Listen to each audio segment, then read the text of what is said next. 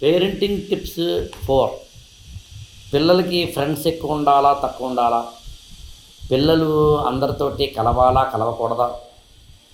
పిల్లలు ఫ్రెండ్షిప్‌లో ఎక్కువ మందితోటి మాట్లాడుతూ అందరినీ కలగలుపుతూ ఉండాలా?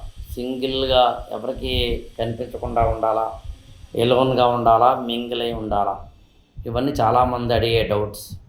కానీ నేనేమంటానంటే ఫ్రెండ్స్ ఎక్కువ ఉన్నా గొప్ప విషయం కాదు, లేకపోయినా తక్కువ విషయం కాదు. ఫ్రెండ్స్ లేకపోయినా నష్టం లేదు, ఎక్కువ ఉన్నా లాభం లేదు.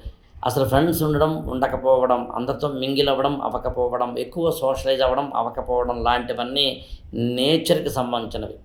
ఆ స్టూడెంట్, ఆ పిల్లవాడు, ఆ అమ్మాయికి ఒక నేచర్ ఉంటుంది.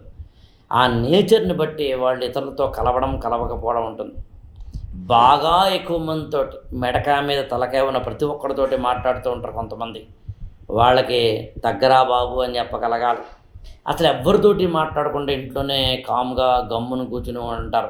వాళ్ళకి కాస్త కలవరా బాబు అని చెప్పగలిగి ఉండాలి. అందుకని మనం మన పిల్లలకి నేచర్‌ని కనుక్కోగలగాలి. అందరికీ ఒకటే సూత్రం కాదు.